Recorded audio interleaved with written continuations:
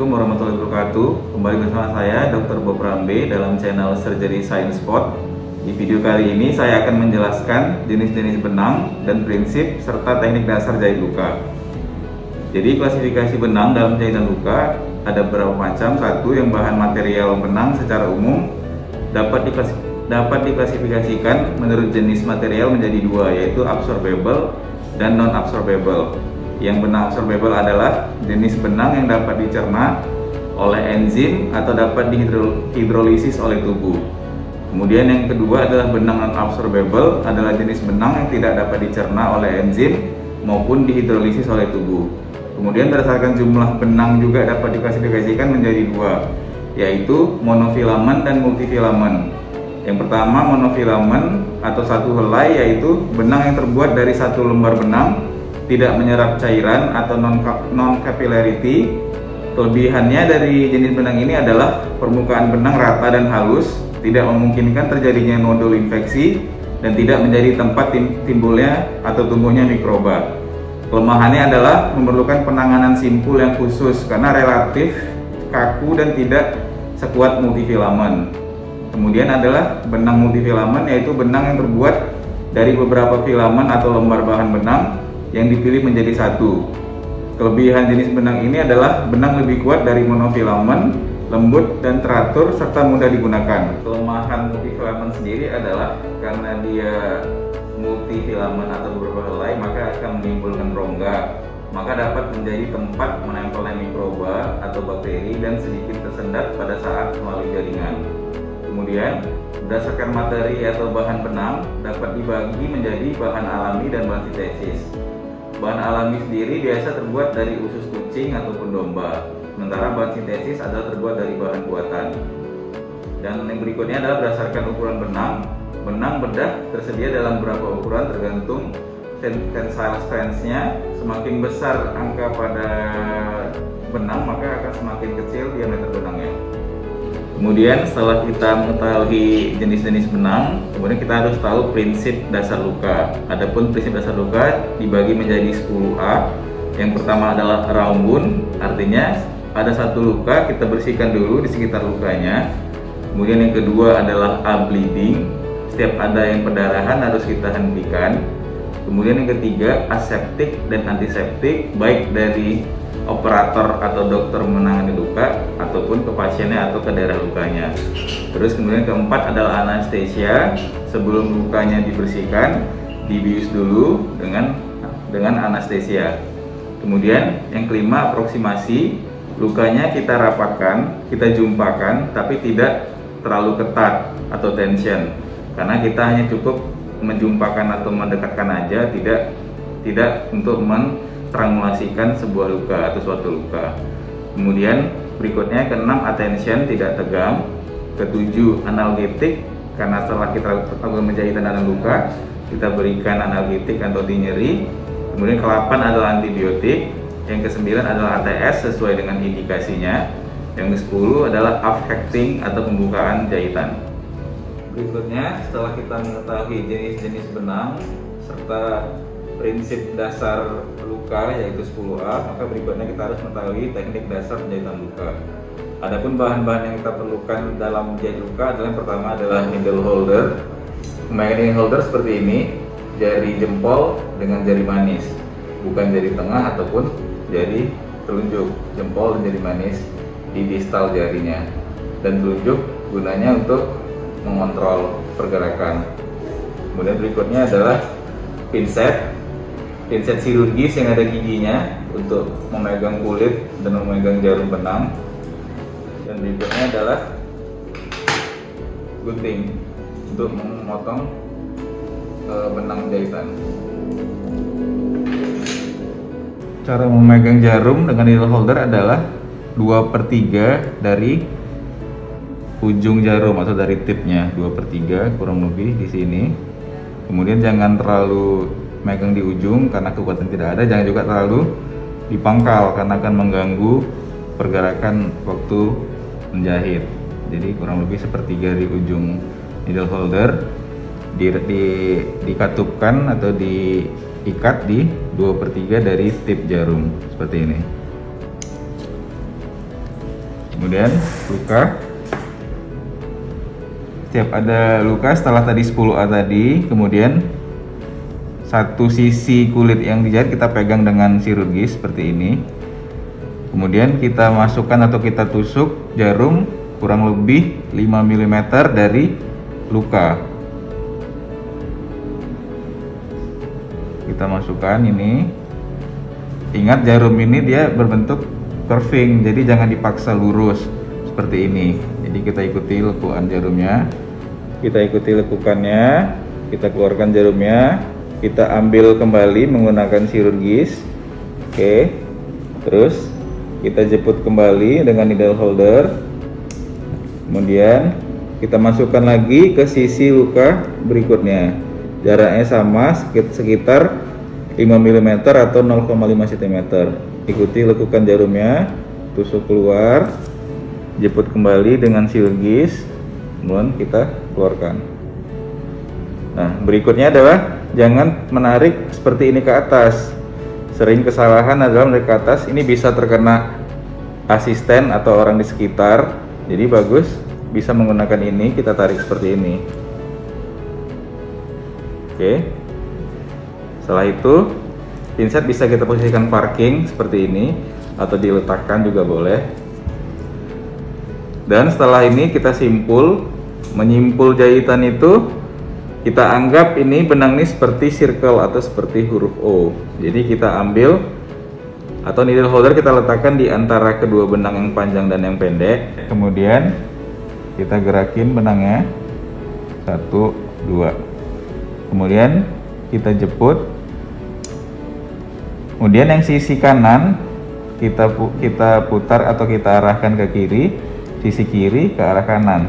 Jadi seperti ini. Ini dia. Ini namanya surgeon knot atau ikatan ahli bedah, ya. Yang panjang kita tarik. Jadi dia berbentuk seperti tali sepatu. Ini namanya surgeon knot atau ikatan ahli bedah. Yang bagian yang panjang kita tarik. Oke, sampai aproksimasi kulit, jangan ketat atau jangan attention, ya. Dan kita ambil kembali sisi kanan tadi ke kiri, sisi kiri ke kanan, dan kita arahkan simpulnya ke pinggir luka, jangan di tengah luka, kita arahkan ke pinggir luka seperti ini. Kemudian kita simpul kembali 3 kali. Juga sama, yang jauh mendekat, dekat menjauh. Oke, sekali lagi. Dekat menjauh, jauh mendekat. Oke. Dan setelah itu kita gunting. Panjang gunting juga kurang lebih 0,5 cm atau 5 mili. Jangan terlalu pendek, jangan terlalu panjang. Jangan terlalu pendek karena tujuannya adalah untuk jahitan simple interrupted ini akan ada affecting buka jahitan. Jadi kita sisakan untuk menarik benang pada saat affecting. Ya, kita lihat lagi ya. Kembali kayak tadi 0,5 cm satu sisi, keluarkan, dijeput, diambil kembali dengan needle holder, jepit kembali kulit berikutnya dengan jarak yang sama juga. Oke. Ya tadi ya, di antara dua benang 1, 2 diambil, diarahkan yang kanan ke kiri, kiri ke kanan. Jadi surgeon knot, bentuknya seperti tali sepatu. Oke, ambil kembali dan arahkan simpulnya kemana, boleh ke kanan, boleh ke kiri dari sisi luka. Yang penting jangan di tengah-tengah luka. Simpul kembali, ingat ya, seperti letter O, ambil dari, letakkan needle holder di kedua sisi benang, gerakin, arahin lagi, yang jauh mendekat, dekat menjauh, sekali lagi, seperti ini. Kebanyakan kesalahan adalah pas menyimpul itu ditarik. Jadi waktu ditarik gini nyimpul, bakal longgar benangnya. Jadi jangan ditarik begini, jangan begitu. Ingat aja seperti letter O gini. Diletakin di antara needle holdernya, diletakin di antara kedua benangnya aja yang ngikutin atau yang bergerak ke needle holdernya, diambil dan diarahkan. setelah itu kita gunting lagi dengan jarak atau ukuran 0,5 cm juga.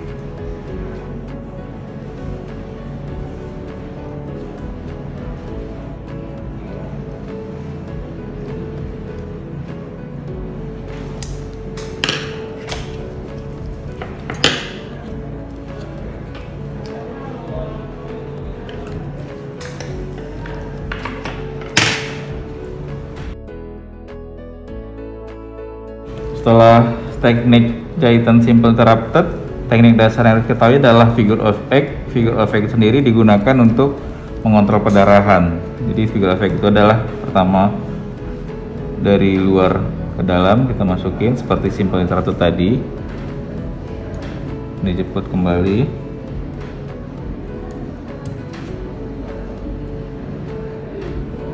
kemudian dimasukin kembali dari dalam keluar,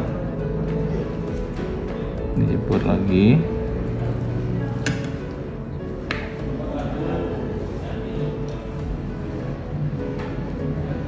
kemudian kita masukin ke sisi berikutnya di sini.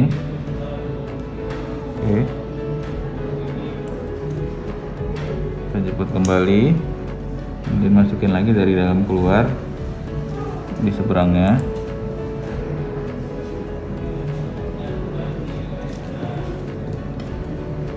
Oke, ini namanya teknik figure of eight. Sama juga kita simpul di antara kedua benang, 1, 2, kita ambil ujung benangnya, kemudian kita simpul. Sekali lagi simpul lagi di antara kedua benang, kita arahkan jauh mendekat, dekat menjauh. Sekali lagi.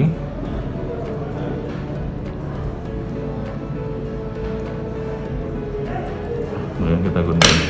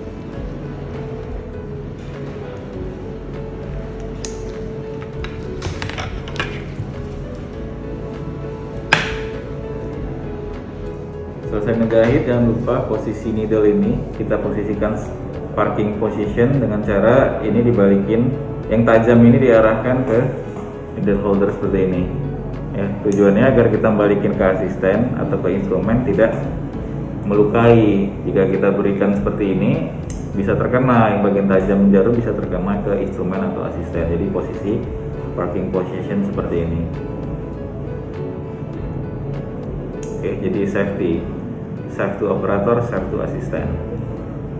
Pad sutur sendiri atau bahan dasar untuk menjahit sendiri bisa menggunakan karet seperti ini, banyak dijual juga, atau juga bisa menggunakan bantal, menggunakan pisang, atau menggunakan buah jeruk yang dikupas kemudian kulitnya dijahit juga boleh, atau juga bisa menggunakan daging ayam ataupun daging sapi juga bisa ya. Demikian video tentang jenis bahan benang, prinsip dasar luka dan teknik dasar luka, simple interrupted dan figure of eight. Semoga bisa bermanfaat buat mahasiswa kedokteran dan juga bagi koas kedokteran ataupun buat presiden. Terima kasih. Wassalamualaikum warahmatullahi wabarakatuh. Yeah.